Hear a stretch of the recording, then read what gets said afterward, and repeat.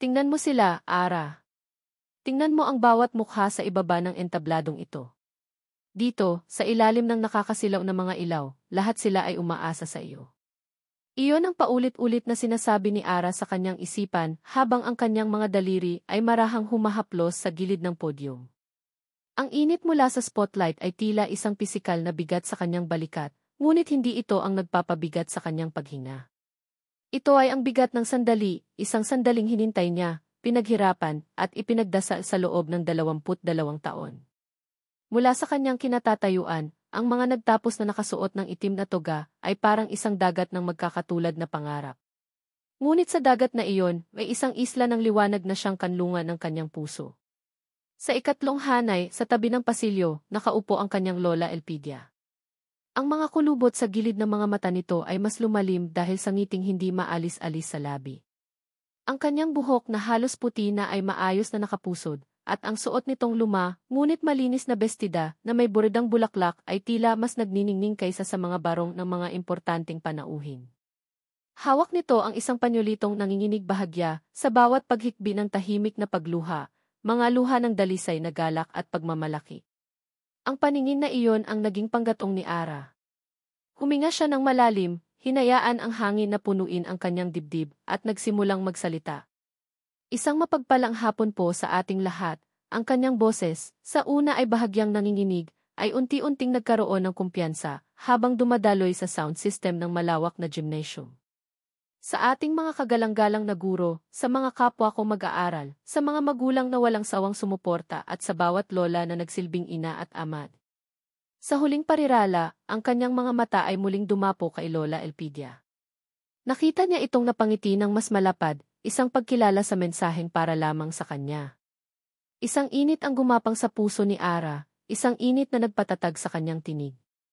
Nagpatuloy siya, ibinabahagi ang kanyang paglalakbay, ang mga gabing puyat sa pag-aaral sa ilalim ng liwanag ng isang maliit na ilawan, ang mga sakripisyo, ang mga pagsubok.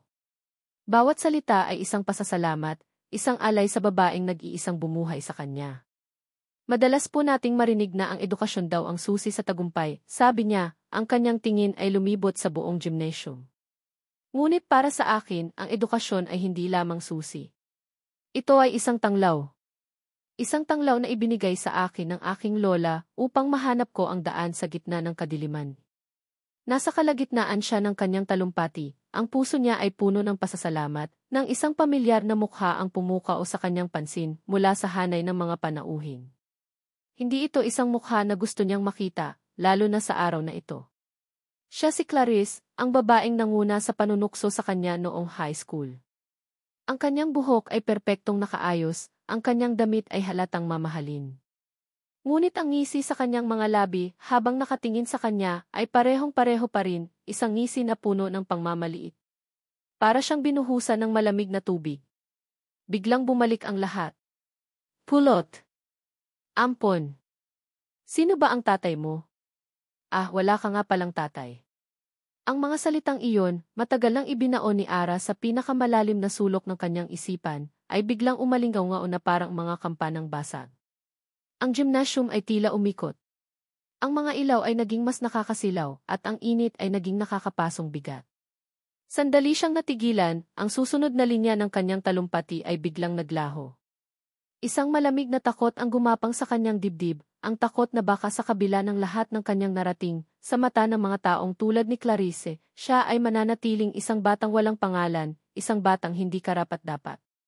Ngunit muli, ang kanyang mga mata ay bumalik sa kanyang lola.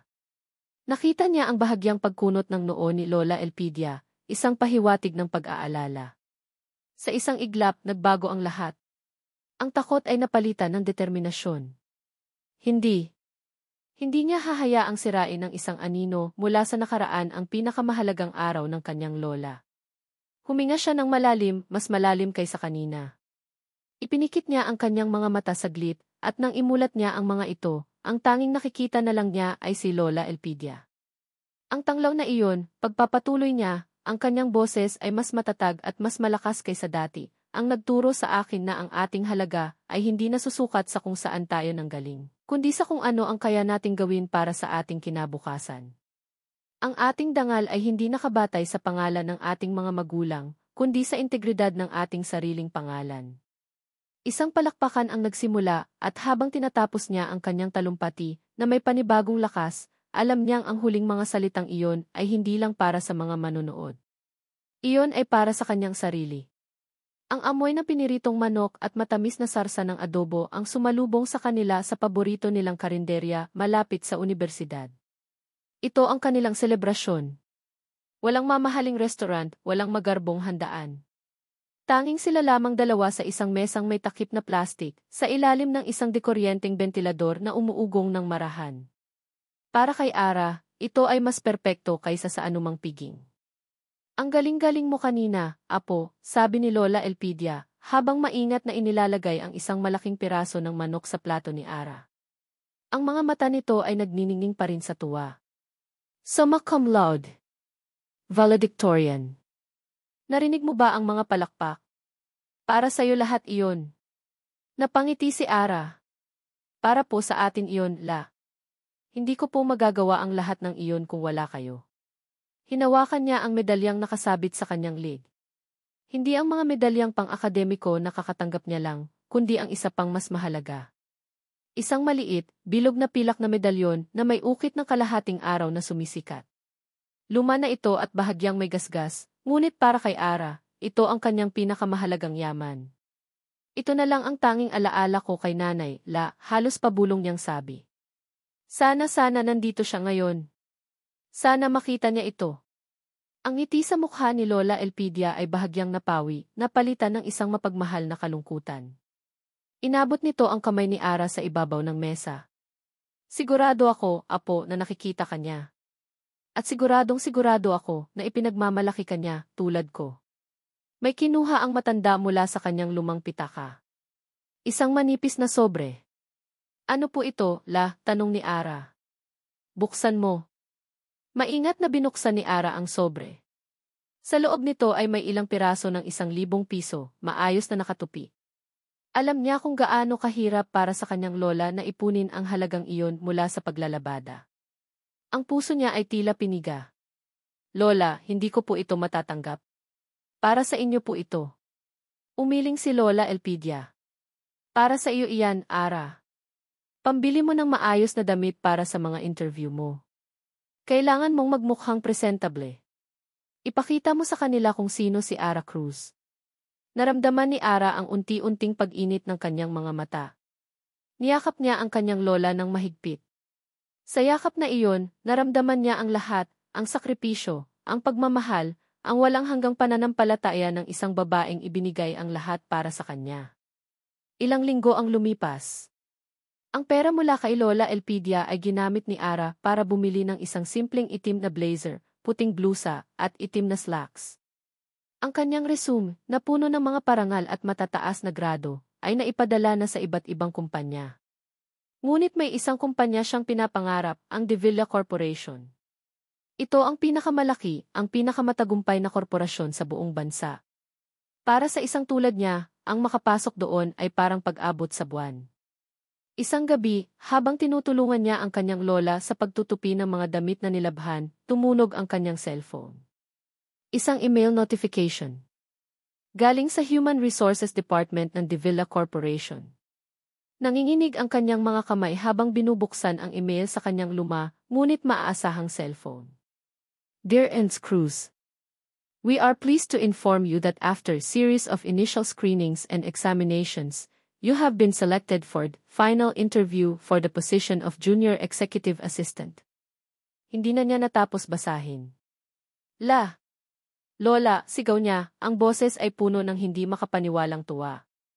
Nakatanggap po ako. Lola, may final interview po ako sa De Villa. Binitawan ni Lola Elpidia ang hawak na damit at niyakap si Ara. Pareho silang napatalon sa tuwa sa loob ng kanilang maliit na bahay. Sa sandaling iyon, ang lahat ng pagod, puyat, at sakripisyo ay nagkaroon ng katuturan. Ito na iyon. Ang simula ng katuparan ng kanyang pangarap. Ang araw ng interview ay dumating. Mula sa Bulacan, bumiyahe si Ara ng maaga papuntang Makati. Ang pagkakaiba ng dalawang lugar ay napakalaki. Ang simpleng pamumuhay sa probinsya ay napalitan ng nagtataasang mga gusali na gawa sa salamin at bakal, mga kotseng nagkikintaban, at mga taong naglalakad ng mabilis, lahat ay may kanya-kanyang layunin. Ang gusali ng De Villa Corporation ay tila isang higanting monumento ng kapangyarihan. Pagpasok niya sa lobby, sinalubong siya ng malamig na hangin mula sa aircon at ng nakakasilaw na kintab ng marmol na sahig. Ang mga tao sa paligid niya ay nakasuot ng mga mamahaling damit, ang kanilang mga sapatos ay kumikintab, ang kanilang mga kilos ay puno ng kumpiyansa. Biglang naramdaman ni Ara ang pagiging maliit. Ang kanyang simpleng blazer ay tila hindi sapat. Ang kanyang sapatos na nabili sa sele ay mukhang luma. Napahawak siya sa strap ng kanyang bag, ang palad ay pinagpapawisan. Kaya mo to, Ara. Para kay Lola. Habang naglalakad siya patungo sa reception desk, abala siya sa paghahanap ng kanyang visitor's pass. Sa loob ng bag hindi niya napansin ang isang lalaking mabilis na naglalakad mula sa isang pasilyo. Blag! Nagkabungguan sila. Ang mga papel na hawak ng lalaki ay nagkalat sa sahig. Ang bag ni Ara ay nahulog. Ay! Naku po, gulat na sabi ni Ara, agad na yumuko upang pulutin ang mga papel. Sorry po, sir. Pasensya na po. Hindi ko po sinasadya, hindi po ako tumitingin sa dinadaanan ko. Pinulot niya ang mga dokumento, hindi man lang nag-angat ng tingin dahil sa hiya. Ang kanyang puso ay kumakabog ng malakas. Unang araw pa lang, Ara, gumawa ka na ng eksena. Okay lang, miss. Walang problema, sabi ng isang boses na tila pamilyar. Aksidente lang. Nang iabot niya ang mga papel, napilitan siyang mag-angat ng tingin. At doon, ang kanyang mundo ay muling huminto.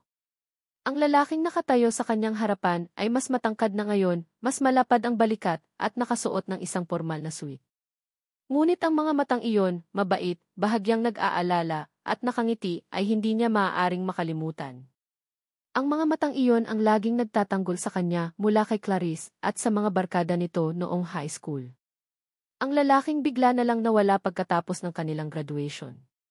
Ang kanyang bibig ay bahagyang bumuka. Ara, tanong ng lalaki, ang pagkagulat ay malinaw sa kanyang mukha. Ara Cruz? Ikaw nga. Isang pangalan lang ang lumabas sa kanyang mga labi, isang pangalang matagal na niyang hindi nabibigkas. Marco. Ang pagmamadali ay nasa dugo na ni Marco Reyes. Sa loob ng De Villa Corporation, ang bawat segundo ay mahalaga at ang pagiging pamangkin ni Atty. David Reyes, ang pinuno ng legal department, ay may kasamang bigat ng inaasahan. Hawak niya ang isang folder ng mga kagyat na dokumento para sa isang kaso. Mabilis ang kanyang mga hakbang sa makintab na sahig ng lobby. Ang kanyang isip ay nakatuon na sa mga posibleng argumento na ihahain ng kanilang kalaban. Kaya naman nang may bigla siyang nakabanggaan, ang una niyang naramdaman ay bahagyang inis. Ang mga papel, mahahalagang papel, ay nagkalat sa marmol na sahig na parang mga tuyong dahon. Ay! Naku po! Narinig niya ang isang boses na puno ng tunay na pag-aalala at hiya. Sorry po, sir. Pasensya na po. Hindi ko po sinasadya, hindi po ako tumitingin sa dinadaanan ko. Napabuntong hininga si Marco, handa nang sabihing, mag-ingat ka sa susunod, ngunit natigilan siya nang makitang ang babae ay mabilis na yumuko at sinimulang pulutin ang bawat piraso ng papel na maisukdulang pag-ingat, na para bang mga banal na kasulatan ang mga ito. Hindi ito ang karaniwang reaksyon ng pagwawalang bahala na nakikita niya sa lungsod. Okay lang, miss. Walang problema, sabi niya, ang kanyang tono ay lumambot. Aksidente lang. Nang matipon ng babae ang lahat ng papel, maingat niya itong inayos at iniabot sa kanya. Doon lamang napilitan si Marco na tingnan siya ng maigi. At ang oras ay tila huminto. Ang babaeng nasa harapan niya, na nakayuko pa rin ng bahagya sa hiya, na maisuot na simpleng blazer, at may mga matang puno ng paghingi ng tawad kilalang-kilala niya ang mga matang iyon. Ang mga matang iyon ang laging nakatingin sa sahig kapag tinutukso siya, ngunit nag-aalab na may determinasyon kapag sumasagot sa klase. Ang buhok na nakatali sa isang simpleng ponytail, ang paraan ng pagkagat niya sa kanyang ibabang labi kapag ninenerbiyos, walang nagbago. Nagbago ang lahat, ngunit walang nagbago. Ang babaeng sa loob ng maraming taon ay nanatili sa isang sulok ng kanyang alaala, ang babaeng hinanap niya sa social media nang walang tagumpay. Ang babaeng dahilan kung bakit mayroon siyang isang maliit na bahagi ng pagsisisi sa kanyang puso dahil sa pagkawala ng kanilang koneksyon pagkatapos ng high school. Ara. Ang pangalan ay kusa na lamang lumabas sa kanyang bibig, halos isang pabulong na tanong na puno ng hindi makapaniwalang pag-asa. Ara Cruz? Ikaw nga. Nakita niya ang pagbabago sa mukha nito. Ang hiya ay napalitan ng pagkabigla at pagkatapos ay pagkilala. Ang mga mata nito ay nanlaki at isang salita ang kumawala mula sa mga labi nito, isang pangalan na hindi niya inasahang maririnig muli mula sa kanya. Marco. Isang ngiti ang sumilay sa labi ni Marco, isang ngiti na totoo at malawak na matagal na niyang hindi naibigay. Ang folder na hawak niya ay biglang nawala ng importansya. Ang kaso na kanyang pinag-aaralan ay biglang naglaho sa kanyang isipan. Sa sandaling iyon, sa gitna ng abalang lobby ng De Villa, tanging si Ara Cruz lamang ang kanyang nakikita. Ako nga, sabi niya, ang kanyang boses ay puno ng kagalakan. Anong ginagawa mo dito? Huwag mong sabihing nag-a-apply ka rin? Nakita niyang muli ang kaba sa mga mata ni Ara. May final interview ako. Para sa posisyon ng Junior Executive Assistant. Isang paghanga ang naramdaman ni Marco.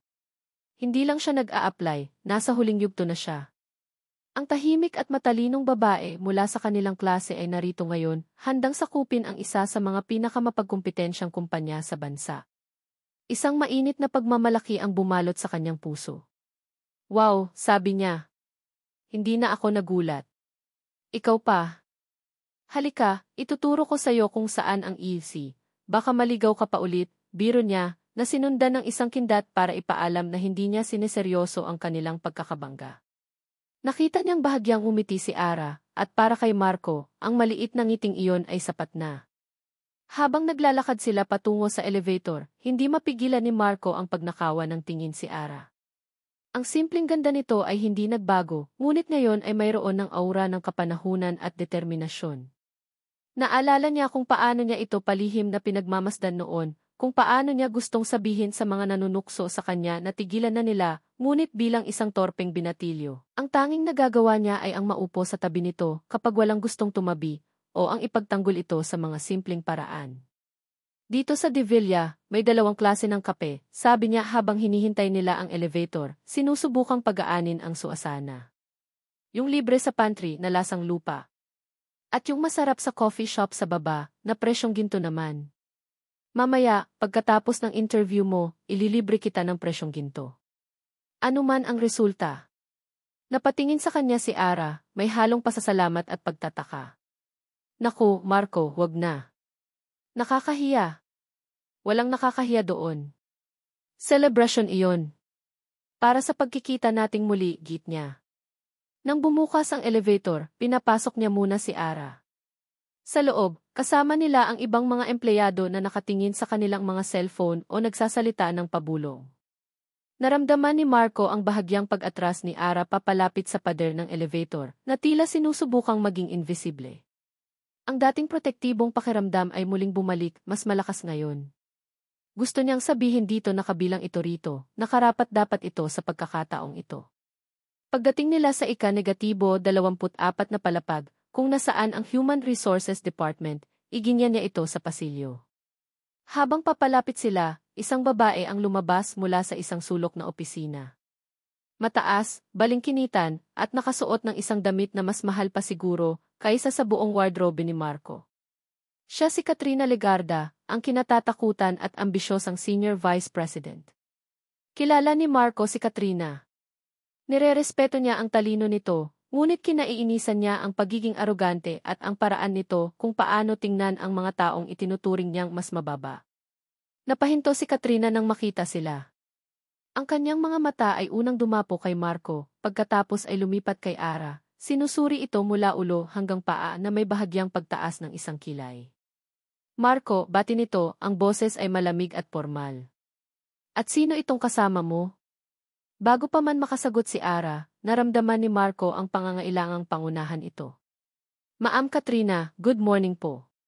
Siya po si Ara Cruz. Classmate ko po noong high school. Nandito po siya para sa final interview niya. Ang mga mata ni Katrina ay muling bumalik kay Ara. Isang maliit, mapanlibak na ngiti ang sumilay sa kanyang mga labi. Oh, I see. Is new face from the province, I assume. Good luck with your interview, Limas Cruz. You'll need it, the competition here is fierce. Ang salitang ki-province ay binigkas niya na may diin na para bang isa itong karamdaman. Pagkatapos ay naglakad na ito palayo, ang tunog ng kanyang mga takong ay umalinggaw sa tahimik na pasilyo, nag-iwan ng isang malamig na tensyon sa hangin. Nakita ni Marco ang pagdaan ng sakit sa mga mata ni Ara bago niya ito mabilis na itinago. Napakuyom siya ng kamao. Huwag mo siyang pansinin, sabi niya, ang kanyang boses ay maseryoso na ngayon. Ganyan talaga siya sa lahat. Ngunit alam niyang nagsisinungaling siya. Hindi ganoon si Katrina sa lahat. Tanging sa mga taong itinuturing niyang banta o hindi karapat-dapat. At sa hindi malamang dahilan, itinuring niyang ganoon si Ara sa unang pagkikita pa lamang nila. Iniwan ni Marco si Ara sa reception area ng EC na may pangakong hihintayin niya ito. Pagkatapos ay dumiretso siya sa opisina ng kanyang tiyuhin, si Atty. David Reyes. Ang opisina ni Atty. David ay maluwag at puno ng mga libro ng batas. Siya ay isang lalaking nasa mga huling bahagi ng kanyang 50, na may buhok na nagkukulay pilak na sa kanyang mga sentido at may reputasyon bilang isa sa mga pinakamahusay na corporate lawyer sa bansa. Siya rin ang naging mentor ni Marco. Tito David, sabi ni Marco pagkapasok. Marco, nasaan na ang mga dokumento? Tanong agad ng kanyang tiyuhin, hindi man lang nag-angat ng tingin mula sa kanyang mga papeles. Nandito na po. Inilapag niya ang folder sa mesa. Pero, Tito, hindi po kayo maniniwala kung sino ang nakita ko sa lobby. Sino? Si Don Ricardo ba ay maagang dumating? Hindi po. Si Ara Cruz po. Yung palagi kong kinukwento sa inyo noon, yung classmate ko po sa high school sa Bulacan. Yung pinakamatalino sa klase namin. Hindi napigilan ni Marco ang ngiti sa kanyang mukha. Nandito siya para sa final interview. Ang galing, di ba? Sa wakas, nag-angat ng tingin si Atty. David. Ngunit ang reaksyon na nakita ni Marco ay hindi ang kanyang inaasahan. Ang bahagyang ngiti ng kanyang tiyuhin ay naglaho. Ang kanyang mukha ay naging seryoso at isang kakaibang tensyon ang lumitaw sa kanyang mga mata. Sinong pangalan ulit? Tanong nito, ang boses ay maingat. Ara Cruz po. Mula sa Sta. Maria, Bulacan. Si Atty. David ay napatayo at naglakad patungo sa bintana, tinalikuran si Marco. At para sa anong posisyon daw siya nag-a-apply? Junior Executive Assistant po. Para kanino po ba ang posisyon na iyan, Tito?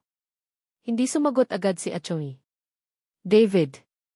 Tumingin lamang ito sa mga gusali sa labas. Nang humarap itong muli, ang kanyang mukha ay seryoso at hindi mabasa. Marco, makinig ka sa akin.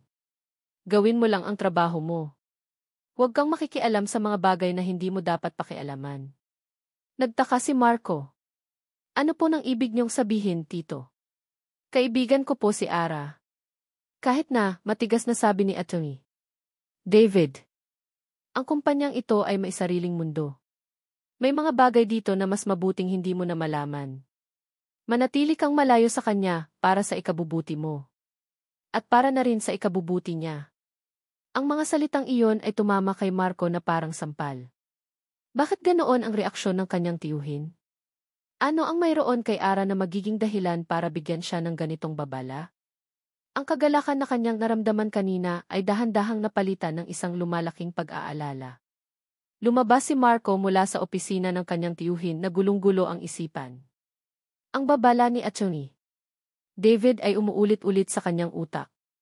Manatili kang malayo sa kanya. Bakit? Habang naglalakad siya pabalik sa kanyang cubicle, napadaan siya sa opisina ni Katrina Legarda. Ang pintuan nito na gawa sa salamin ay bahagyang nakaawang. May kausap ito sa telepono, ang boses ay mababa ngunit may diin ng otoridad. Hindi niya sinasadyang makinig, ngunit isang pangungusap ang narinig niya na nagpatigil sa kanyang paglalakad. Siya nga, sabi ni Katrina sa kausap nito sa kabilang linya. Gusto kong malaman ang lahat. Kung saan siya galing, kung sino ang pamilya niya, kung may tinatago ba siyang mga baho. Isang malamig na kaba ang gumapang sa likod ni Marco. Dahan-dahan siyang umatras sa isang sulok kung saan hindi siya makikita, ngunit sapat na malapit para marinig pa rin. Gawin mo ang lahat ng kailangan mong gawin, wala akong pakialam kung magkano. Alamin mo ang lahat tungkol sa babaeng yan. Bawat detalye ng buhay ni Ara Cruz. Isang tawa ang kumawala sa mga labi ni Katrina, isang tawang walang kagalakan. Mag-ingat ka, Marco, bulong niya sa sarili, naaalala ang sinabi ng babae kanina. Hindi ang babala ay para kay Ara. Ang ngiti ni Katrina. Ang kakaibang babala ng kanyang tiyuhin. At ngayon, ito. Ang mga ito ay hindi nagkataon lamang. Nakatayo si Marco sa pasilyo, hindi makagalaw. Ang kagalakang naramdaman niya sa muling pagkikita nila ni Ara ay ganap ng naglaho, napalitan ng isang madilim at mabigat na pakiramdam ng pangamba. Alam niyang si Ara, na walang kamalay-malay na naglalakad papasok sa pugad ng mga leon, ay nasa panganib. At sa hindi niya malamang dahilan, siya ay nasa gitna ng lahat ng ito. Ang gabi sa Makati ay isang dagat ng mga artipisyal na bituin. Mula sa kanyang opisina sa pinakatuktok na palapag ng De Villa Tower, ang mga ilaw ng syudad ay kumikislap sa ibaba, isang patunay sa imperyong kanyang binuo at pinamahalaan. Para sa marami, ang tanawing ito ay simbolo ng tagumpay, ng kapangyarihan na kayang abutin ang lahat. Ngunit para kay Don Ricardo de Villa, sa katahimikan ng gabi, ang bawat ilaw na iyon ay isa lamang paalala ng kanyang malawak at matinding kalungkutan. Nakatayo siya sa harap ng malaking bintanang salamin, hawak ang isang baso ng mamahaling alak na matagal nang nawalan ng lamig. Ang kanyang refleksyon ay nagpapakita ng isang lalaking nasa kasagsagan ng kanyang kapangyarihan, matipunong pangangatawan na hindi pinabayaan sa paglipas ng mga taon, buhok na may mga guhit na ng pilak, at mga matang may bigat ng karanasan. Ngunit sa likod ng imaheng iyon, sa likod ng pangalang Don Ricardo, ay isang lalaking pagod na. Pagod sa pag-iisa. Ang kanyang opisina ay isang toring-garing, isang santuwaryo ng karangyaan at kaayusan. Bawat libro sa estante ay maingat na pinili, bawat piraso ng sining sa pader ay isang obra maestra. Subalit sa kabila ng lahat ng ito, ang silid ay nananatiling malamig at walang buhay, tulad ng kanyang puso. Dahan-dahan siyang bumalik sa kanyang malaking mesa na gawa sa mahogany. Ang ibabaw nito ay malinis maliban sa ilang folder ng dokumento. Hindi niya ito pinansin. Sa halip, binuksan niya ang gitnang drawer, isang drawer na hindi kailanman nabubuksan kapag may ibang tao sa silid. Mula sa ilalim ng isang tumpok ng mga lumang larawan, kinuha niya ang isang maliit na kahon na gawa sa pelus. Sa loob nito, nakapatong sa isang piraso ng itim na seda, ay isang medalyon. Ito ay gawa sa pilak, may hugis ng kalahating buwan na may masalimuot na mga ukit. Ang kintab nito ay bahagyang kumupas na, ngunit para kay Ricardo, ito pa rin ang pinakamahalagang bagay sa mundo. Ang kalahating ito. Ang kanyang mga daliri, na sanay ng pumirma ng milyon-milyong pisong kontrata, ay marahang hinaplos ang malamig na metal. At tulad ng dati, bumalik ang alaala. Isang gabi sa dalampasigan ng Batangas. Ang hangin ay amoy alat, at ang tanging liwanag ay mula sa buwan at sa maliit na apoy na kanilang sinindihan. Ang buhok ni Isabel ay nililipad ng hangin, at ang kanyang tawa ay mas matamis pa kaysa sa tunog ng alon. Ito para sa'yo, mahal ko, sabi ng batang Ricardo, habang isinasabit sa liig ni Isabel ang isang kaparehong medalyon, ngunit hugis kalahating araw. Ako ang buwan, ikaw ang araw. Kapag magkasama tayo, buo ang mundo. Ang ngiti ni Isabel sa gabing iyon. Napapikit si Don Ricardo, pinipigilan ang sakit na muling sumisibol. 23 taon na ang nakalipas, ngunit ang sakit ay sariwa pa rin, parang isang sugat na hindi kailanman naghilom. Ang kanyang ama, ang makapangyarihan at malupit na si Don Felipe de Villa, ang sumira sa lahat. Ipinadala siya nito sa Amerika para mag-aral, isang utos na hindi niya matanggihan. At habang siya ay naroon, natanggap niya ang balita, isang maikling sulat mula sa kanyang ama. Si Isabel ay nagpakasal sa iba. At pagkatapos, isa pang balita, mas malala pa. Isang aksidente. Patay na si Isabel, at ang sanggol sa kanyang sinapupunan ay kasama nitong nawala. Ang kanyang anak. Ang kanilang anak. Mula noon, ang mundo ni Ricardo ay nawala ng araw. Kinabukasan, ang Don Ricardo na humarap sa kanyang mga empleyado ay ang Don Ricardo na kilala ng lahat, malamig, mahusay at walang sinasayang na oras. Ang unang nasa kanyang agenda ay isang pulong kasama si Katrina Legarda. Pumasok si Katrina sa kanyang opisina na may dalang tablet, ang kanyang bawat kilos ay kalkulado at puno ng kumpiyansa. Siya ang anak ng kanyang pinakamalapit na kasosyo sa negosyo, at sa loob ng maraming taon, si Katrina ay walang pagod na nagpapahiwatig na siya ang pinakakarapat-dapat na kahalili sa pamumuno ng korporasyon. Matalino siya, walang duda si Ricardo roon. Ngunit mayroon ding isang bagay sa kanya na hindi niya lubos na magustuhan, isang klase ng ambisyon na handang tapakan ang lahat. Good morning, Don Ricardo, bati nito, ang ngiti ay perpekto. Nandito po ang report para sa quarterly performance. Overall, we are exceeding targets. Tumango lamang si Ricardo habang mabilis na tinitingnan ang mga numero sa screen. Magaling! Ano ang balita sa mga bagong empleyado? Mayroon na ba tayong napili para sa posisyon ng Junior Executive Assistant? Ang posisyong iyon ay direkta sa ilalim ng kanyang opisina. Kailangan niya ng isang taong hindi lamang matalino, kundi mapagkakatiwalaan at may integridad, mga katangiang bihira na niyang makita. Mayroon po tayong final interview ngayon, sagot ni Katrina. Isa sa mga aplikante, medyo hindi pangkaraniwan ang background. Galing probinsya. Valedictorian, pero walang karanasan sa isang malaking kumpanya na tulad nito. May bahid ng pangmamaliit sa kanyang tono. Hindi ito pinansin ni Ricardo. Ang talino ay hindi nakukuha sa karanasan, Katrina. Minsan, mas maganda pa nga ang sariwang pananaw. Ipadala mo sa akin ang mga profile ng lahat ng final candidates. Ako ang personal na mag-aaral sa kanila. Isang mabilis na kislap ng pagkadismaya ang dumaan sa mga mata ni Katrina bago niya ito napalitan ng isang propesyonal na ngiti. Of course, sir. Ipapahatid ko po agad. Nang hapon na iyon, habang nag-iisa na naman sa kanyang opisina, binuksan ni Don Ricardo ang mga file na ipinadala ni Katrina. Isa-isa niyang tiningnan ang mga resume. Lahat ay may impresibong mga kwalifikasyon, mga nagtapos sa mga kilalang universidad sa Maynila, mga may karanasan sa ibang kumpanya. Ngunit isang pangalan ang pumukaw sa kanyang atensyon. Ara Cruz. Summa cum laude. Valedictorian. Ang kanyang talumpati sa pagtatapos ay naka-attach sa file, isang bagay na hindi karaniwang ginagawa ng ET. Dahil sa pagkausyoso, binuksan niya ang video link. Napanood niya ang isang payat na babae na nakatayo sa entablado, nagsasalita ng may katalinuhan at damdamin na hindi niya inaasahan.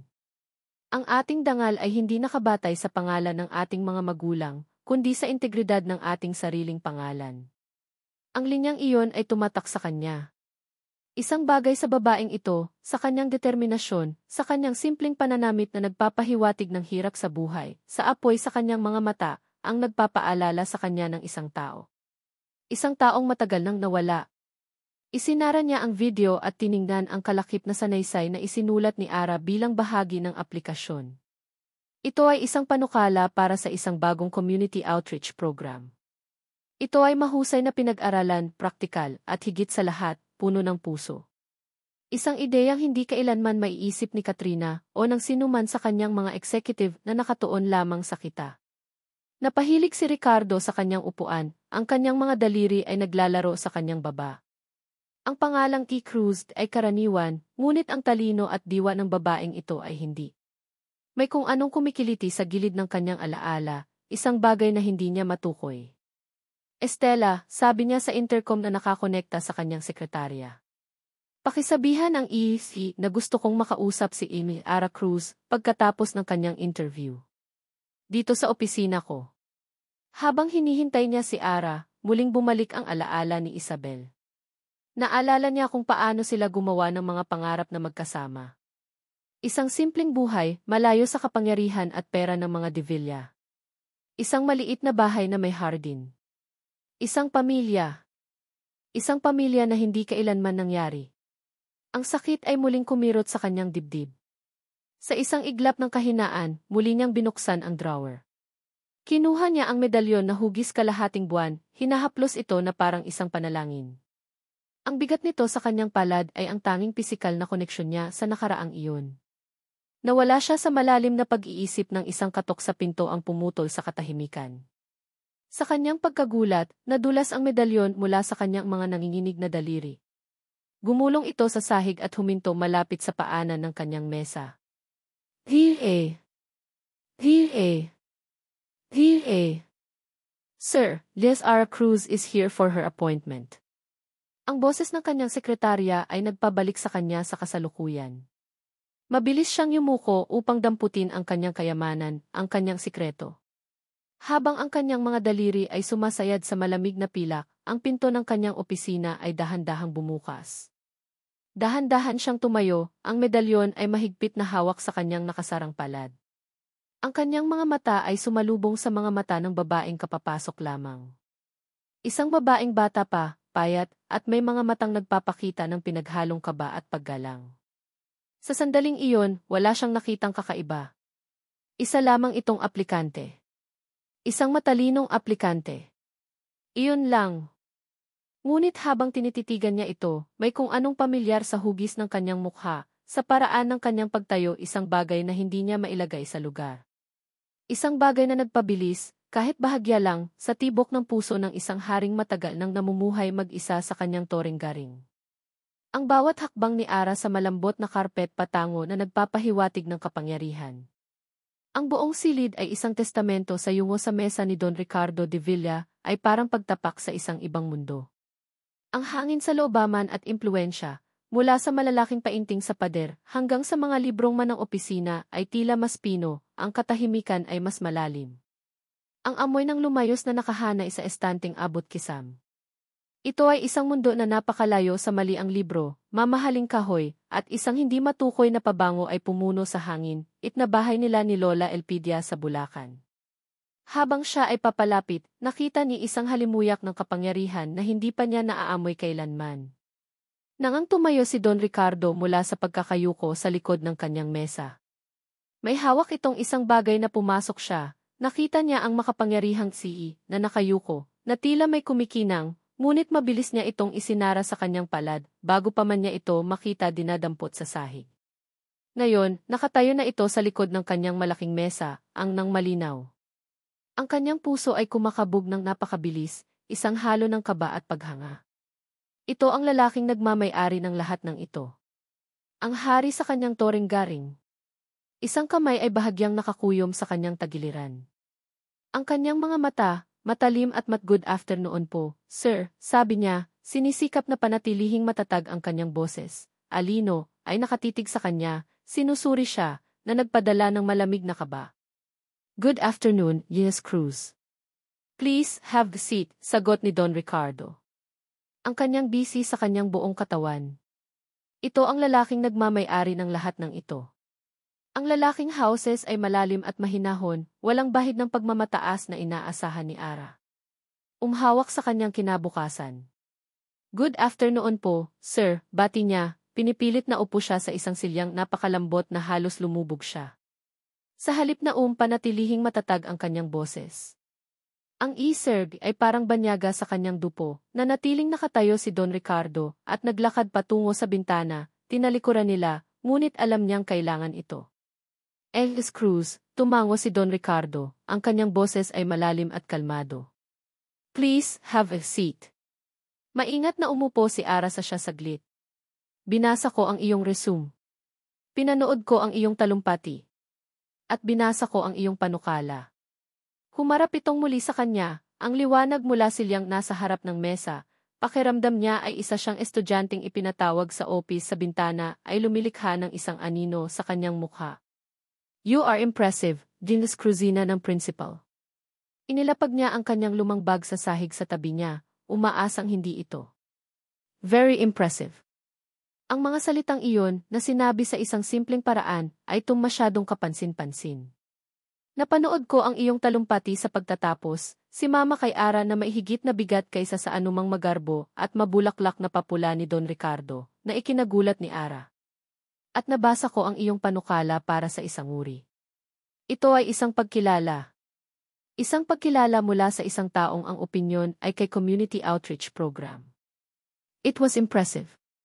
Isang alon ng init ang dumaloy sa dibdib ni Ara, ang magbago ng kanyang buhay.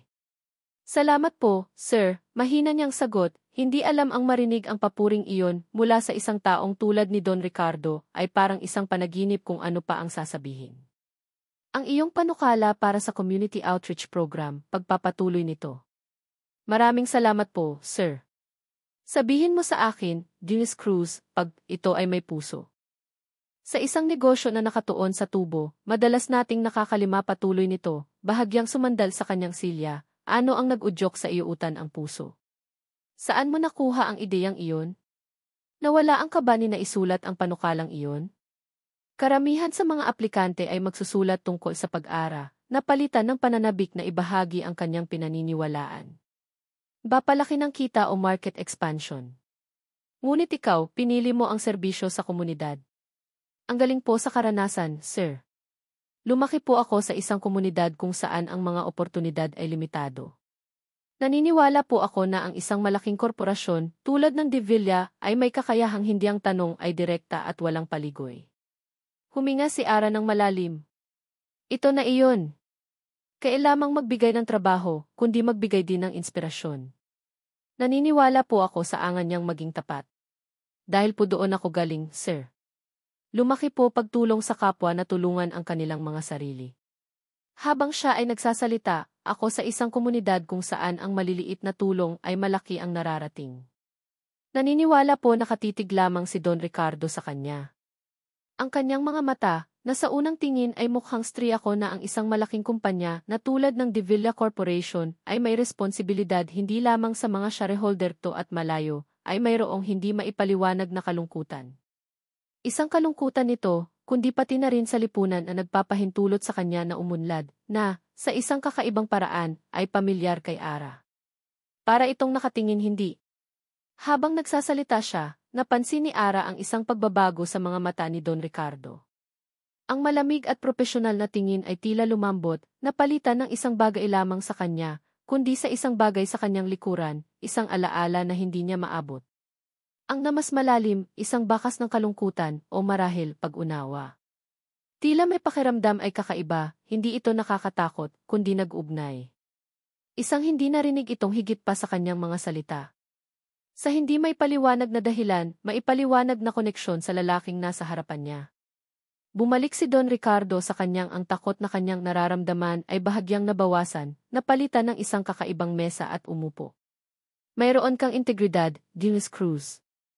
Isang katangiang mas mahalaga kaysa pakiramdam ng koneksyon sa makapangyarihang lalaking ito. Ngunit ang sandaling iyon ay sa anumang nakasulat sa isang diploma. Bago pa man makasagot si Ara, isang mabilis na biglang naputol nang bumukas ang pinto ng walang katok. Pumasok si Katrina Legarda, isang pekok ang narinig sa pinto at agad itong bumukas. Pumasok si Katrina Legarda na may ngiti ang nakapaskil sa kanyang mukha. Oh, I'm so sorry, Don Ricardo. Akdalang mga folder, ang kanyang mga takong ay lumilikha ng matinis na tunog sa sahig. Dunala ko po ay tapos na kayo. May kailangan lang po akong i-clarify tungkol sa. Huminto siya nang makita si Ara, at ang kanyang ngiti ay naging mas matamis, ngunit mas maprikardo. Pasensya na sa abala, sabi nito, ang boses ay matamis ngunit ang mga mata ay matanlin lang. Ah, Dennis Cruz. You're still here. I hope hindi mo masyadong ginalim habang nakatingin kay Ara. Nandito na po ang mga papeles na kailangan ninyong pirugulo si Don Ricardo sa iyong mga idealistikong pangarap. Naramdaman ni Ara ang pamahan para sa Ledesma deal. Ito ay kagyat. Sadyang inilapag ni Katrina ang mga folder mula ng kanyang pisngi. Ang mga salita ni Katrina ay parang maliliit na karayom, sa mesa, bahagyang natabunan ang panukala ni Ara. Oh, Dennis Cruz. Nan idinisenyo upang iparamdam sa kanya na siya ay maliit at walang alam. Yuyuko na sana ito ka pa pala, sabi nito na may peking pagkagulat. Ang panukala mo. Isang magsya at tatanggapin ang insulto ng magsalita si Don Ricardo. On the contrary, Katrina, sa biyandang ideya, ngunit marahil masyadong idealistiko para sa tunay na mundo ng negosyo. Nito, ang kanyang boses ay kalmado, ngunit may diin na hindi maikakaila. Dennis Cruz, ang ating mga stockholder ay naghahanap ng kita, hindi ng charity. Naramdaman ni Ara ang PAM proposal is one of the most insightful I've read in years. It has merit. We will discuss it further, umula ng kanyang mukha. Pakiramdam niya ay pinaliit siya sa harap mismo ng si. Handa, that will be all for now. Iyon ay isang malinaw na pagtataboy. Si Ara ay nap na siyang tumayo at magpaalam, iniisip na tapos na ang kanyang pagkakataon. Ngunit nagsalita si Don Ricardo. Malika, Katrina, sabi niya, ang kanyang boses ay kalatingin kay Don Ricardo, puno ng pagtataka at pasasalamat. Si Katrina naman, sa unang pagkakataon mado ngunit may diin. Ang isang negosyo na walang puso ay isang negosyo na walang kalulu, ay nagpakita ng isang siwang sa kanyang perpektong maskara. Isang mabilis na galit ang wa. At ang isang negosyo na walang kaluluwa ay nakatakdang bumagsak. Tiningnan niya si dumaan sa kanyang mga mata bago niya ito mabilis na itinago. Of course, Sir Ara. Gusto kong ipagpatuloy mo ang pag-aaral sa panukalang ito, Diaz Cruz. Sabi ni Katrina, bago lumingon kay Ara na may tinging nangangako ng ganti. Pagkatapos ay i-report mo ito ng direkta sa akin. Ang pagkabigla ay malinaw sa mukha ni Katrina, alikod na ito at lumabas. Pasensya ka na roon, sabi ni Don Ricardo, na si Ara naman ay hindi makapaniwala sa kanyang narinig. Direkta kay Don Ricardo. Yes, para bang walang nangyari. Your final interview is with me, Diaz Cruz. At sa ngayon, masasabi, Sir, tanging nasabi ni Katrina, bago tumalikod at lumabas ng silid, ang kanyang pagkong mataas ang sansa mo. You may go. You will hear from GT within the week. Napatayo si Ara Atalo ay halata sa higpit ng kanyang mga balikat. Tumayo si Don Ricardo. Salamat, hindi pa rin makapaniwala sa nangyari. Hindi lamang siya ipinagtanggol ang pinakam sa iyong oras, Diaz Cruz. Asahan mo ang tawag mula sa UV. Iyon na iyon. Tapakapangyarihang tao sa kumpanya, kundi binigyan din siya nito ng pag-asa. Os na ang interview. Tumayo si Ara, pakiramdam niya ay lumulutang siya. Maraming salamat po, maraming salamat po, sir, sabi niya, ang kanyang boses ay puno ng tunay na sir. Sa oportunidad po. Habang naglalakad siya palabas ng opisina, hindi niya mapigilan ang sarasalamat. Habang naglalakad siya palabas ng opisina, naramdaman niya ang mga mata ni Don Ricardo na nakasunod sa kanya hanggang sa pagsara ng pinto. Ang pangako ili na lumingon pabalik. Nakita niya si Don Ricardo na nakatayo pa rin, nakatingin sa kanya na may parehong malungkot at mausisang ekspresyon. Sa isang iglap, naramdaman niya ni Marco na ililibre siya ng presyong ginto na kape ay isang bagay na hindi inasahan ni Ara na ang isang pagnanais na manatili, na tanungin kung ano ang nasa likod ng mga matang iyon tutuparin ito. Ngunit paglabas niya mula sa elevator papunta sa lobby, nakita niya itong Ngunit pinigilan niya ang kanyang sarili at isinara ang pinto. Nakahihintay malapit sa coffee shop, isang nag-aalalang ngiti ang nasa kanyang mukha. Oy nga lamang nang maluwag si Ara nang makalabas siya ng gusali ng De Villa. Ang sikat ng araw sa, kumusta, tanong agad ni Marco. Buhay ka pa? Napatawa si Ara, labas ay tila mas maliwanag. Nakita niya si Marco na naghihintay sa kanya malapit sa isang fountain. Ang tensyon mula sa interview ay unti-unting nawawala. Buhay pa naman. At tulad ng ipinangako nito. O, kamusta? Tanong agad ni Marco, ang tingin ko naging maayos naman. Sinabi ko na sayo, pag-aalala ay baka sa kanyang mukha. Marco, hindi ako makapaniwala, sabi ni Ara sabi ni Marco, ang kanyang ngiti ay naging mas malawak. Halika, tuparin na, ang kanyang boses ay puno pa rin ang panginginig sa tuwa. Kinausap ako ni Don Ricardo. Natin ang pangako ko. Anong gusto mo? Sa loob ng coffee shop, habang umiinom sila ng kanilang si Don Ricardo de Villa mismo. At pinuri niya ang aking panukala. Ang ngiti ni Marco mamahaling kape, ang pagitan ng mga taon na hindi sila nagkita ay tila naglaho. Nag-ay kasing lawak ng karagatan. Sabi ko sayo, ikaw pa kwento si Ara tungkol sa kanyang lola, sa kanyang pag-aaral, at sa kanyang mga pangarap. Halika, ililibre kita ng presyong gintong kape. Deserve mo yan. Sa si Marco naman ay nagkwento tungkol sa kanyang pag-aaral ng abogasya, kung paano siya coffee shop, sa isang sulok na malayo sa mata ng mga tao, ikinuwento ni Ara ang lahat, napunta sa De Villa sa ilalim ng kanyang tiyuhin. At kung gaano ka-stress ang buhay mula sa pagpasok niya sa opisina hanggang sa pagdating ni Katrina, at sa hindi inaasahang pagsa korporasyon. Hindi ka pa rin nagbabago, Ara, sabi ni Marco habang nakating tatanggol sa kanya ni Don Ricardo. Grabe, ipinagtanggol ka niya laban kay Katrinain sa kanya. Mas tumalino ka lang at mas gumanda. Naramdaman muli ni Ara ang gulat na tanong ni Marco. Bihira iyong mangyari. Ibig sabihin, nakpamumula ng kanyang pisngi, ngunit sa pagkakataong ito ay dahil sa isang mas mainit at kaitan niya talaga ang halaga mo. Habang sila ay nag-uusap, ang kaba at pagkailaya ay ang dahilan. Ikaw rin naman, Marco. Mukha ka ng abogado talaga. Nagang ni Ara ay unti-unting nawawala. Ang pakikipag-usap kay Marco ay parang tawanan sila.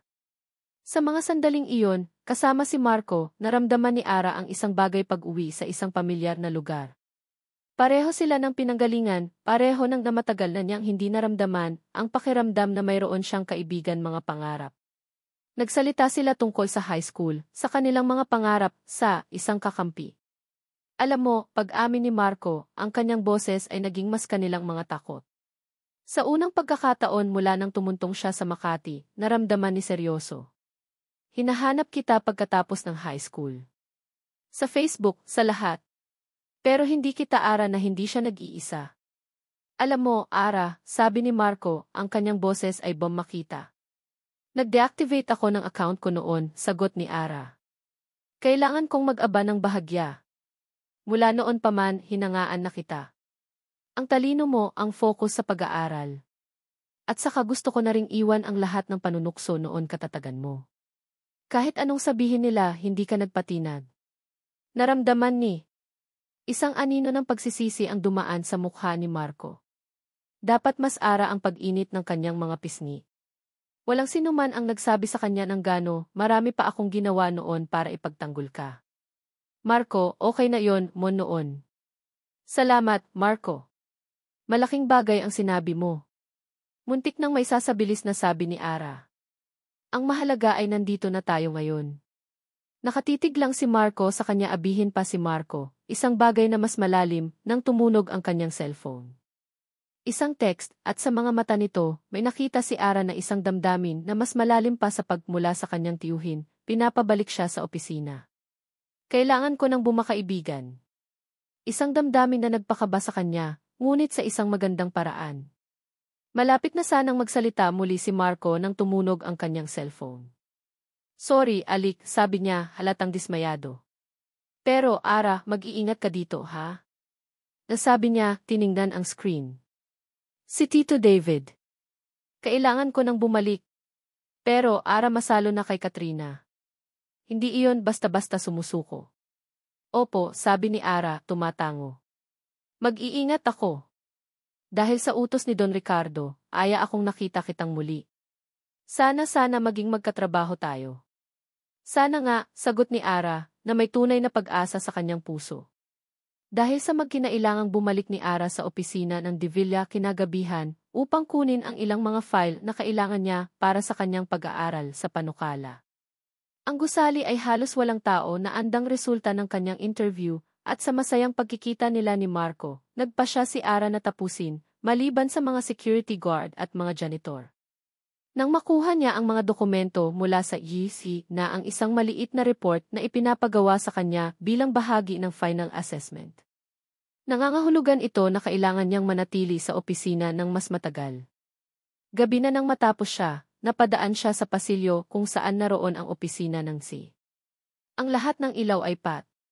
Ang ika-24 na palapag ay halos wala ng tao. Habang naglalakad siya patungo sa elevatory na, maliban sa isang malabong liwanag na nagmumula sa loob ng opisina ni Don Ricardo. Napadaan siya sa pasilyo na patungo sa opisina ng C. Ang lahat ng ilaw ay patil sa pag-usyoso, dahan-dahan siyang sumilip sa siwang ng pinto na ay maliban sa isang malabong liwanag na nagmumula sa dulo ng pasilyo. Bahagyang nakaawang. Walang tao sa loob.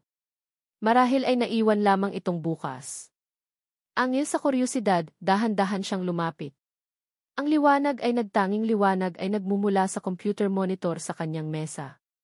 Ang screen ay naka-screensaver mode, mumula sa loob ng opisina ni Don Ricardo. Ang pinto ay nakabukas ng bahagya, at ang ngunit hindi ito ang logo ng kumpanya. Ito ay isang slideshow ng mga larawan. At pagkatapos, isang laraw ay mula sa isang malaking computer monitor na naiwang bukas. Walang tao sa loob. Bawan ang lumitaw na nagpatigil sa paghinga ni Ara. Ito ay hindi isang larawan, kundi isang komputera ka nakalimutan lang niyang i-off, isip ni Ara. Akma na sana siyang aalis ng aided design. Isang detalyadong digital rendering ng isang alahas. Isang medalyon. Isang imahe sa screen ang pumukaw sa kanyang atensyon. Dahan-dahan, halos hindi humbawa sa pilak, masalimuot ang mga ukit. At ang hugis nito ay hihinga, sumilik siya sa siwang ng pinto. Ang nasa screen ay hindi isang spreadsheet o isang business hindi maipagkakamali. Isang perpektong kalahating buwan. Napahawak si Ara sa kanyang report. Ito ay isang detalyadong, three-dimensional na disenyo ng isang alahas.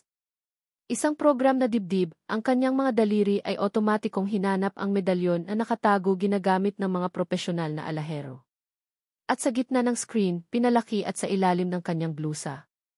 Ang kalahating araw na bigay ng kanyang ina. Ang kalahating araw na kanyang umiikot ng dahan-dahan ay isang medalyon. Isang medalyon na gawa sa nag-iisang yaman. At sa screen ng computer ng pinakamakapangyarihang tao na kanyang may masalimuot na mga ukit. Isang medalyon na hugis kalahating buwan. Nakilala, naroon ang kalahati nito. Ang kapares nito. Ang buwan sa kanyang araw. Ang kanyang. Napahawak si Ara sa kanyang dibdib. Sa ilalim ng kanyang blusa, sa ibabaw ng kanyang mga tuhod ay nanghina. Ang mga tanong ay bumuho sa kanyang isipan na parang isang balat, naramdaman niya ang pamilyar na hugis ng kanyang sariling medalyon, ang malakas na agos. Bakit? Paano? Ano ang ibig sabihin nito? Ang lalaking iating araw na bigay ng kanyang ina. Ang disenyo sa screen ang mga ukit ang estilo. Yon, si Don Ricardo de Villa, paanong mayroon siyang disenyo ng isang bagay na napaka-personalito ay hindi lang kamukha. Ito ay kapareha. Ang nawawalang kalahati. Ang sa kanya. Ang sahig ay tila gumalaw sa ilalim ng kanyang mga paa. Ang hindi may paliwan hangin ay tila nawala sa kanyang mga baga. Ang sahig ay parang gumalaw sa ilalimag na koneksyon na naramdaman niya kanina ay biglang nagkaroon ng isang bagong nak ng kanyang mga paa. Paano? Bakit nasa computer ng isang Don Ricardo de Villa ang kapareha ng nagkakatakot at hindi ka panipaniwalang kahulugan? Honti de Viching iisang pamana sa kanya ng kanyang ina. Ang tanong ay umalinggaw sa nakakabinging katahimikan ng kanyang isipan, isang tanong na nagbukas ng isang pinto sa isang nakaraang hindi niya alam na umiiral. Hindi nakatulog si Marco ng gabing iyon. Ang bawat pagpikit ng kanyang mga mata ay nagdadala lamang ng mga nag-umpugang imahe, ang nag-aalalang mukha ni Ara, ang mapanuring tingin ni Katrina Legarda, at ang seryoso at hindi mababasang ekspresyon ng kanyang tiyuhin, si Atty. David Reyes. Ngunit ang pinakamatindi sa lahat, ang paulit-ulit na umalinggaw sa kanyang isipan, ay ang mga salitang narinig niya mula sa opisina ni Katrina. Alamin mo ang lahat tungkol sa babaeng yan. Bawat detalye ng buhay ni Ara Cruz. Ang mga salitang iyon ay hindi lamang utos ng isang mausisang amo. Iyon ay isang banta. Isang deklarasyon ng digmaan laban sa isang taong hindi pa man opisyal na nakakapasok sa kumpanya. Bakit? Ano ang nakita ni Katrina kay Ara para maging target ito ng ganito kabilis? At bakit binalaan siya ng sarili niyang tiyuhin na lumayo? Bumangon siya mula sa kanyang kama at naglakad patungo sa bintana ng kanyang maliit na apartment sa Mandaluyong. Ang mga ilaw ng syudad ay kumikislap pa rin sa labas, ngunit hindi na ito nagbibigay ng pakiramdam ng pag-asa. Ngayon, ang mga ito ay tila mga matang nagmamasid, mga sikretong nakakubli sa bawat anino. Ang pag-aalala para kay Ara ay parang isang mabigat na kumot na bumabalot sa kanya. Naalala niya ang kanilang pag-uusap sa coffee shop, ang kislap sa mga mata nito habang nagkukwento tungkol sa kanyang lola, ang tapang na kanyang ipinakita sa kabila ng lahat. Si Ara ay isang mabuting tao. Isang taong hindi nararapat na masangkot sa maruming laro ng politika sa korporasyon. Hindi ko siya pwedeng pabayaan, isip ni Marco. Hindi na ulit. Ang pagsisisi na naramdaman niya dahil sa hindi niya paggawa ng sapat para ipagtanggol si Ara noong high school ay bumalik ng may panibagong lakas. Noon, torpe siyang binatilyo. Ngayon, isa na siyang abogado. Mayroon na siyang kakayahang gumawa ng higit pa. Kailangan niyang malaman kung ano ang nangyayari. Kailangan niyang protektahan si Ara, kahit pa mangahulugan ito ng pagsuway sa kanyang sariling tiyuhin. Kinabukasan, pumasok si Marco sa opisina na may isang malinaw na layunin. Hindi na ito tungkol sa mga kaso o kontrata. Ito ay tungkol kay Ara. Ang una niyang pinuntahan ay ang opisina ni Atty. David. Naabutan niyang nagkakape ang kanyang tiyuhin habang nagbabasa ng dyaryo. Tito, simula ni Marco, isinara ang pinto sa kanyang likuran. Nag-angat ng tingin si Atty. David. Marco. Ang aga mo yata ngayon. Tito, kailangan nating mag-usap, sabi ni Marco, ang kanyang boses ay seryoso. Tungkol kay Ara Cruz. Napabuntong hininga si Atty. David at ibinaba ang kanyang dyaryo. Ang kanyang mukha ay nagpakita ng pagod. Marco, hindi ba't napag-usapan na natin ito? Sinabi ko na sa'yo na. Bakit, Tito? Bakit kailangan kong lumayo, putol ni Marco? Narinig ko si Katrina Legarda kahapon. May inutusan siyang imbestigahan si Ara. Ano po ba ang meron dito? Bakit siya target ni Katrina? At bakit ganyan na lang ang reaksyon ninyo nang marinig ninyo ang pangalan niya? Isang matagal na katahimikan ang namagitan sa kanila. Tinitigan ni Atty. David ang kanyang pamangkin, ang kanyang mga mata ay nagpapakita ng isang panloob na labanan. Marco, may mga bagay sa pamilyang De Villa, sa kasaysayan ng kumpanyang ito, na napakakomplikado. Hindi mo gugustuhing masangkot. Pero sangkot na ako, Tito. Kaibigan ko si Ara. At kung nasa panganib siya, hindi ko siya tatalikuran, giit ni Marco, ang kanyang boses ay bahagyang tumaas. Tumayo si Atty. David at lumapit sa kanya. Inilagay nito ang kamay sa kanyang balikat, ang kanyang tingin ay seryoso at puno ng babala. Hindi mo naiintindihan ang panganib na sinasabi mo. Ang De Villa Corporation ay hindi lamang isang kumpanya. Ito ay isang kaharian. At ang mga pader nito ay itinayo sa ibabaw ng mga sikretong mas malalim pa sa inaakala mo. Kung talagang nag-aalala ka para sa kaibigan mo, ang pinakamagandang magagawa mo ay ang kumbinsihin siyang huwag nang ituloy ang pagtatrabaho dito. Umuwi na lang siya sa Bulacan kung saan siya ligtas. Pagkatapos ay tinalikuran siya nito. Lumabas ka na, Marco. Marami akong trabaho. Ang pagtataboy na iyon ay mas masakit kaysa sa sigaw. Lumabas si Marco sa opisina ng kanyang tiyuhin na may pakiramdam ng pagkatalo, ngunit mayroon ding isang bagong determinasyon. Kung hindi sasabihin sa kanya ng kanyang tiyuhin ang totoo, hahanapin niya ito sa kanyang sariling paraan. Bumalik si Marco sa kanyang cubicle, ngunit ang kanyang isip ay wala sa trabaho. Binuksan niya ang kanyang computer at nagsimulang mag-imbestiga. Bilang isang abogado, sanay siyang magsaliksik. Ngunit sa pagkakataong ito, hindi mga batas ang kanyang hinahanap, kundi mga piraso ng isang puzzle ng buhay ng isang tao. Sinimulan niya sa pinakasimple. Isabel Cruz. Sta. Maria, Bulacan. Ang mga resulta ay kalat-kalat. Mga lumang anunsyo sa simbahan, mga listahan ng census. Walang gaanong impormasyon. Ngunit isang bagay ang pumukao sa kanyang atensyon. Isang lumang blog post mula sa isang lokal na historyador sa Bulacan na nagkukwento tungkol sa mga nawawalang kwento ng Sta. Maria. Sa isang maliit na talata, nabanggit ang isang Isabel Cruz, isang magandang dalaga na kilala sa kanyang kabaitan, na bigla na lang umanong umalis sa bayan mga 23 taon na ang nakalipas. May mga chismis na nagkaroon daw ito ng kasintahan na isang mayamang taga-Maynila, ngunit walang nakakaalam kung ano ang nangyari. Ayon sa blog, si Isabel ay namatay di umano sa panganganak at iniwan ang kanyang sanggol na babae sa pangangalaga ng kanyang ina, isang Elpidia Cruz. Ang puso ni Marco ay nagsimulang kumabog ng mabilis. Elpidia. Iyon ang pangalan ng lola ni Ara. Nagpatuloy siya sa paghahanap. Ginamit niya ang access ng kanilang law firm sa ilang mga public records database. Hinanap niya ang birth certificate ni Ara Cruz. Doon, nakasulat ito sa itim at puti. Pangalan ng ina, Isabel Reyes Cruz. Pangalan ng ama, hindi nakasaad. Isabel Reyes Cruz. Bakit may Reyes sa gitna? Iyon din ang kanyang apelyido. Nagkataon lang ba? Habang siya ay abala sa kanyang paghahanap, isang anino ang tumabon sa kanyang cubicle. Nag-angat siya ng tingin at nakita si Katrina Legarda, nakatayo roon na may isang mapanuyang ngiti. Mukhang abala ka, Jim Reyes, sabi nito, ang kanyang mga mata ay sumulyap sa kanyang monitor. Mabilis na isinara ni Marco ang window ng browser, ngunit huli na ang lahat. Nakita niya ang panunuya sa mga mata ni Katrina. Huwag mong isipin na hindi ko alam ang ginagawa mo, sabi ni Katrina sa isang mababang boses na para lamang sa kanilang dalawa. Nagmumukha kang isang kabalyerong sinusubukang iligtas ang isang damsel in distress. Ngunit hindi mo alam kung sino ang tunay na dragon sa kwentong ito.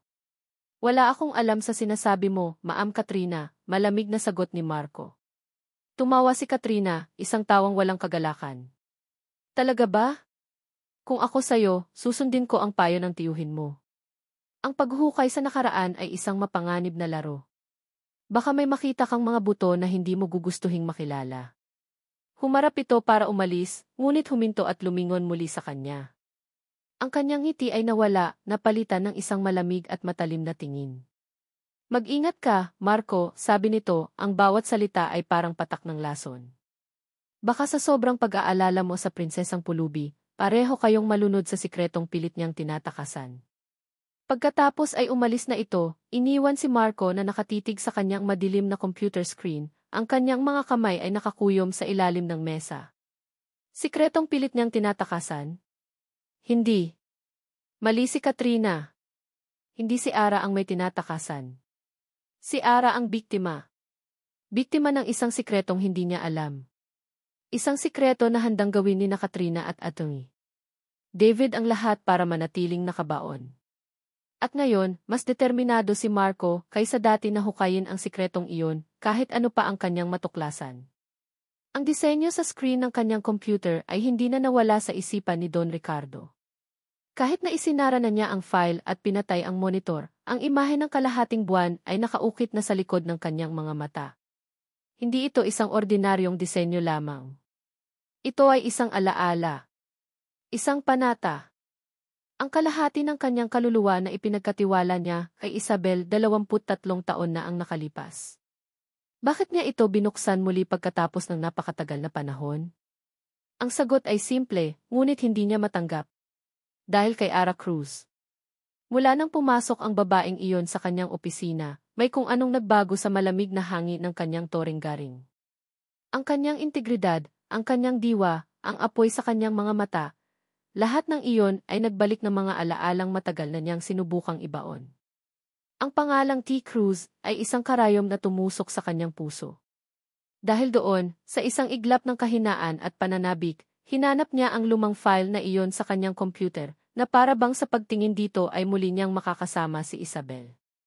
Ngunit ngayon, isang bagong kaisipan, isang kaisipang mabangis, imposible, at nakakatakot, ang nagsimulang mabuo sa kanyang isipan.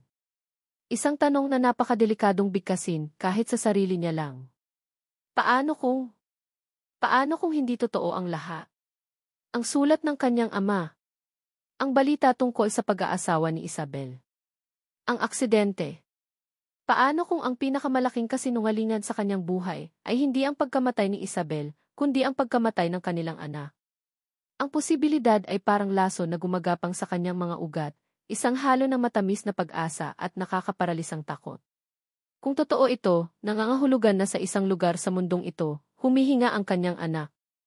Ngunit kung totoo ito, nangangahulugan din na ang sakit na tiniis niya sa loob ng 2 dekada ay bunga ng isang napakalupit na panlilinlang.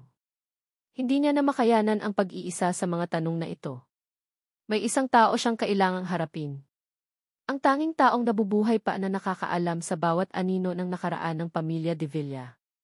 Kinaumagahan, bago pa man dumating ang karamihan sa mga empleyado, ipinatawag niya si Atty. David Reyes. Pumasok si David sa kanyang opisina, dala ang kanyang karaniwang tasa ng kape at isang ngiti na pilit at pagod. Ngunit ang ngiti ay agad na naglaho nang makita nito ang mukha ni Ricardo. Si Ricardo, bati nito, ang kanyang boses ay may bahid ng pag-aalala. May problema po ba? Hindi siya pinaupo ni Ricardo. Nanatili siyang nakatayo sa likod ng kanyang mesa, ang kanyang mga kamay ay nakapatong dito, ang kanyang mga daliri ay maputi sa sobrang diin. David, sabi niya, ang kanyang boses ay mababa at walang emosyon. Kilala mo ako ng matagal na. Alam mo na hindi ako nagtatanong ng mga bagay na walang dahilan. Tumango si David, ang kanyang mga mata ay hindi mapakali. Opo, sir. Gusto kong hanapin mo ang lahat ng record. Lahat ng maaari mong makita. Tungkol kay Isabel Cruz. Mula 23 taon na ang nakalipas. Mga ulat ng pulisya, mga sertipiko, mga artikulo sa dyaryo. Lahat. Ang mukha ni David ay namutla. Ang tasa ng kape sa kanyang kamay ay bahagyang nanginig, nag-iwan ng isang maliit na patak sa mamahaling karpet. Sir, para saan po ito?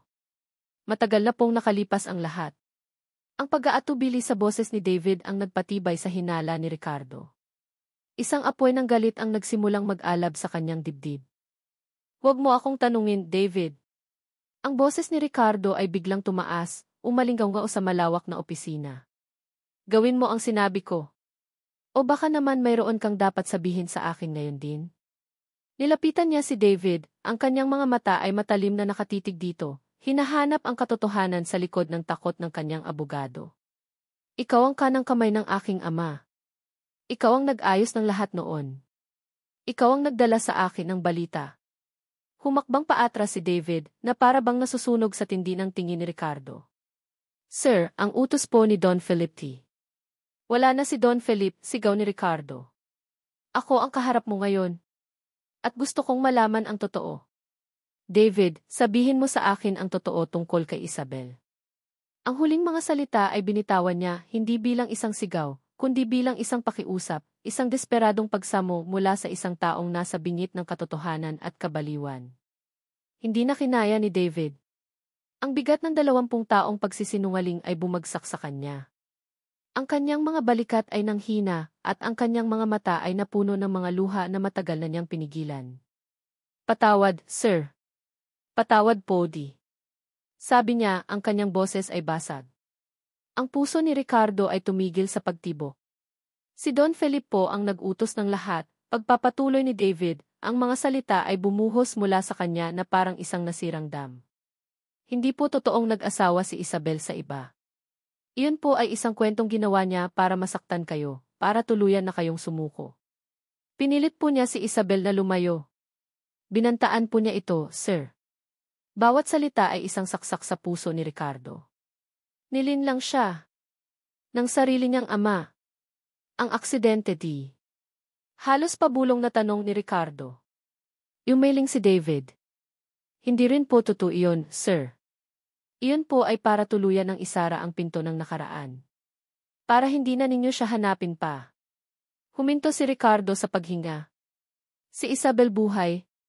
Ngunit bago pa man mabuo ang pag-asang iyon, dinugtungan ni David ang kanyang sinabi, at ang katotohanan ay mas masakit pa. Ngunit si Isabel po pumanaw rin po siya kalaunan. 1 taon matapos siyang umalis. Isang sakit sa puso, ayon sa mga narinig ko. Patawad po, sir. Ang pag-asa ay namatay kasing bilis ng pagsilang nito. Ngunit may isa pang tanong. Ang pinakamahalagang tanong. Ang bata, tanong ni Ricardo, ang kanyang lalamunan ay tuyo. Tumingin si David sa sahig, hindi makatingin ng diretso sa kanya. Iyon po, sir, iyon po ang hindi ko tiyak. Ang sinabi sa akin ni Don Felipe noon ay namatay din ang bata.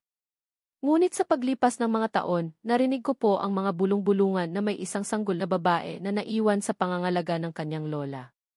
Sir, ang bata may posibilidad po na nanabuhay ang bata. Ang pagbubukas ng kahon ni Pandora ay kumpleto na. Ang lahat ng mga demonyo at mga pag-asa ay lumipad palabas. Isang nakakabinging katahimikan ang bumalot sa silid. Ang tanging maririnig ay ang mabilis at malakas na pagtibok ng puso ni Don Ricardo, isang pusong natutulog sa loob ng 23 taon na biglang nagising. Ang kanyang isip ay naglakbay ng mas mabilis kaysa sa liwanag. Ang sanggol. Ang lola. Bulacan. Ara Cruz. Ang pangalan ay sumabog sa kanyang isipan na parang isang bomba. Tinalikuran niya si David na ngayon ay humihikbi na sa isang sulok. Umalis ka na, utos niya, ang kanyang boses ay walang laman, mekanikal. Nang makaalis na si David, naglakad si Ricardo, patungo sa kanyang intercom, ang kanyang mga binti ay nanginginig. Estela, sabi niya, ang kanyang boses ay halos hindi marinig.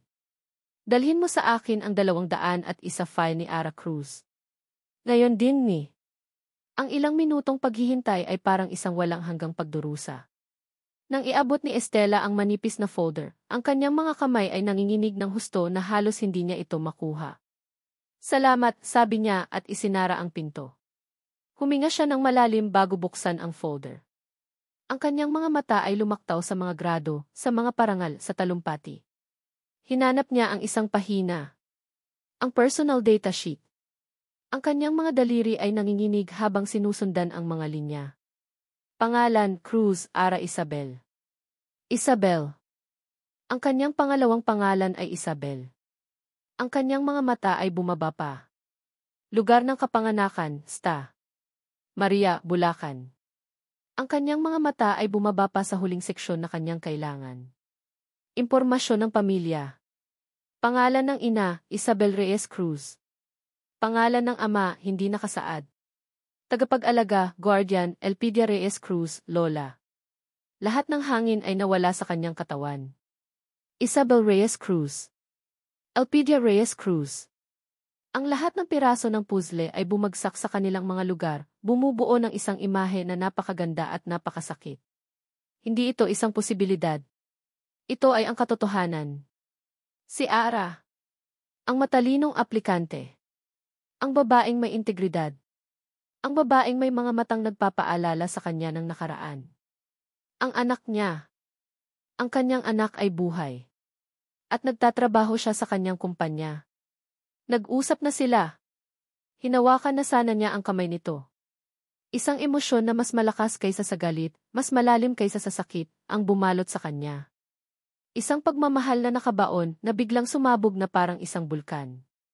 Nanginginig, dinampot niya ang telepono sa kanyang mesa. Ang kanyang mga daliri ay hirap na hirap sa pagpindot sa numero ng extension na ibinigay sa mga bagong empleyado. Pagkatapos ng 2 ring, isang boses ang sumagot. Isang boses na ngayon ay ang pinakamahalagang tunog sa kanyang mundo. Hello, Ara Cruz speaking. Napalunok si Ricardo, sinusubukang kontrolin ang panginginig ng kanyang sariling boses. Gumuho ang kanyang pader. Ang Don ay nawala. Ang Sisi ay naglaho. Ang natira ay isang ama. Ara di. Sabi niya, at isang pangalan ang hindi niya sinasadyang nabitawan, isang salitang matagal nang gustong kumawala sa kanyang puso. Hija li. Natahimik siya saglit, naramdaman ang bigat ng salitang iyon. Mabilis niyang binawi. Pwede ka bang pumunta sa opisina ko ngayon din? Pakiusap niya, ang kanyang boses ay basag at puno ng isang emosyong hindi niya na kayang itago. May kailangan akong itanong sa'yo.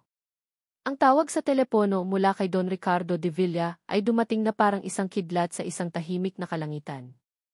Nagtatrabaho si Ara sa kanyang maliit na cubicle, sinusubukang unawain ang isang komplikadong financial report nang tumunog ang telepono. Ang makita ang pangalan ng Isihi sa caller G ay sapat na para patigilin ang pagtibok ng kanyang puso. Ang boses nito sa kabilang linya ay kakaiba. Hindi ito ang mahinahon at may otoridad na boses ng isang si. Ito ay basag at puno ng isang hindi maipaliwanag na emosyon. At ang salitang iyon na tila hindi sinasadyang nabitawan nito. Hija li. Anak na babae. Ang salita ay umalinggaw sa kanyang isipan habang naglalakad siya patungo sa elevator.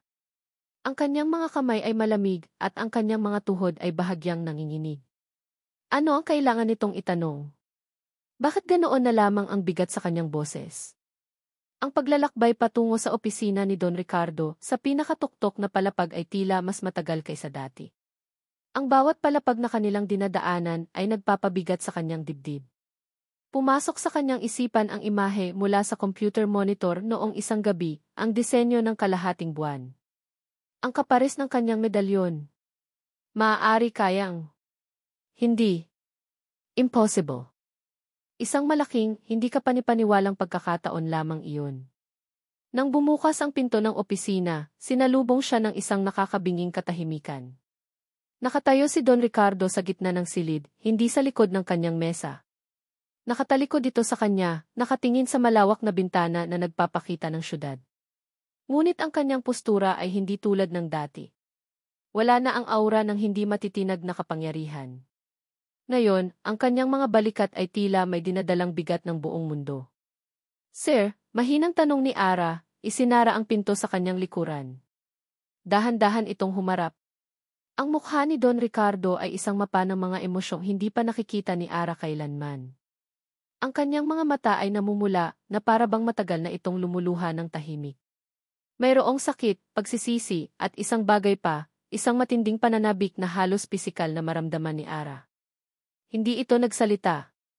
Sa halip, dahan-dahan itong lumapit sa kanyang mesa at may kinuha. Inilahad nito ang kanyang kamay. Sa kanyang palad, nakapatong ang isang medalyon na gawa sa pilak, may hugis ng isang perpektong kalahating buwan. Ang mismong medalyon mula sa disenyo sa computer. Ang hangin ay nawala sa mga baga ni Ara. Ang kanyang mga mata ay nanlalaki habang nakatitig sa alahas. Ito ay hindi lamang kamukha, ito ay ang kabilang kalahati. Nararamdaman niya ito. Ang paraan ng pagkakaukit, ang pagkaluma ng pilak, ito ay gawa ng parehong kamay na gumawa ng sa kanya. 23 taon. Halos pabulong na sabi ni Don Ricardo, ang kanyang boses ay nanginginig. 23 taon kong itinago ito, iniisip na ito na lang ang natitirang alaala sa kanya at sa batang hindi ko man lang nakita. Ang mga salita ay tumagos sa puso ni Ara, ngunit ang kanyang isipan ay tumatangging unawain ang kahulugan nito. Automatiko, ang kanyang mga kamay ay umakyat sa kanyang dibdib. Nanginginig, kinuha niya mula sa ilalim ng kanyang blusa ang kadena na may medalyon na hugis kalahating araw, ang kanyang nag-iisang pamana mula sa kanyang ina. Nang makita ni Don Ricardo ang medalyon sa kamay ni Ara, isang hikbi ang kumawala sa kanyang lalamunan. Isang tunog ng matinding sakit at milagrosong pagkatuklas. Hindi maaari di. Sabi niya, humahakbang papalapit kay Ara. Hiha, anong pangalan ng iyong ina? Ang tanong ay tumama kay Ara na may bigat ng 1 tonelada. Ang kanyang mga labi ay nanginginig. Isabel. Isabel Cruz po. Isang butil ng luha ang pumatak mula sa mata ni Don Ricardo. Isabel, inulit niya ang pangalan na parang isang banal na panalangin. Dahan-dahan, na may pahintulot mula sa mga mata ni Ara, kinuha niya ang medalyon na hawak nito. Inilapit niya ito sa medalyon na nasa kanyang palad. Ang 2 piraso, ang araw at ang buwan, ay naglapat. Nagkasya sila ng perpekto. Isang kumpletong bilog. Isang buong mundo. Sa sandaling iyon, ang lahat ng pader na itinayo ni Ara sa paligid ng kanyang puso ay gumuho. Ang kwento ng kanyang lola, ang mga pira-pirasong alaala, ang sakit ng pagiging isang batang walang ama, lahat ay bumuho sa kanya. Paano, iyon lang ang tanging salitang nagawa niyang bigkasin. At nagsimulang magkwento si Don Ricardo. Sa isang boses na basag at puno ng mga dekada ng pinigilang sakit, ikinuwento niya ang lahat. Ang pag-ibig nila ni Isabel sa dalampasigan. Ang panata ng araw at buwan. Ang kanyang malupit na ama, si Don Felipe.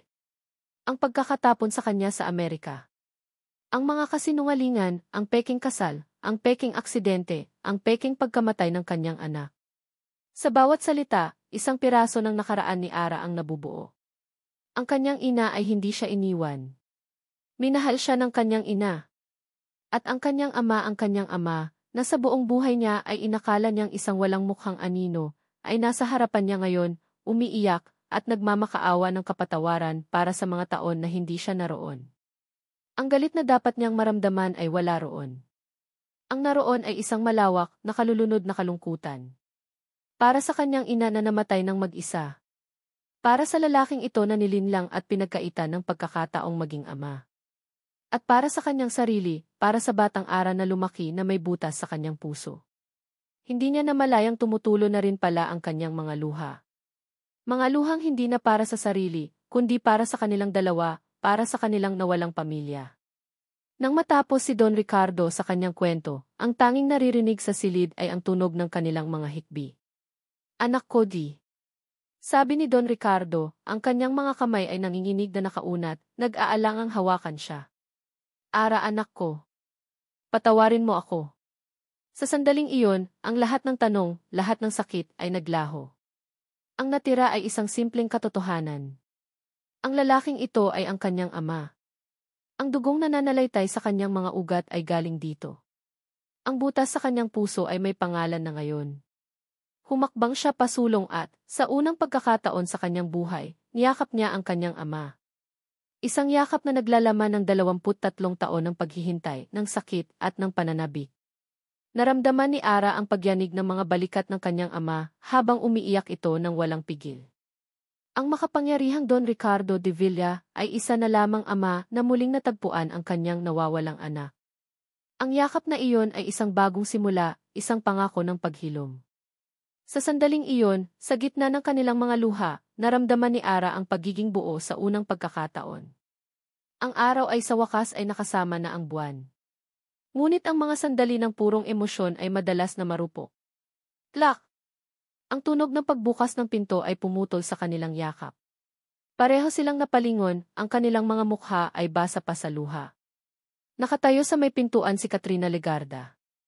Ngunit hindi siya nag-iisa. Sa kanyang likuran ay may dalawang lalaking may dalang mga profesional na kamera. At sa mga kamay ni Katrina, hawak niya ang isang tablet, ang screen nito ay nakaharap sa kanila, na nagpapakita ng isang artikulo na handa ng ilathala. Ang ngiti sa mga labi ni Katrina ay isang ngiti ng dalisay na tagumpay, malamig at matalim.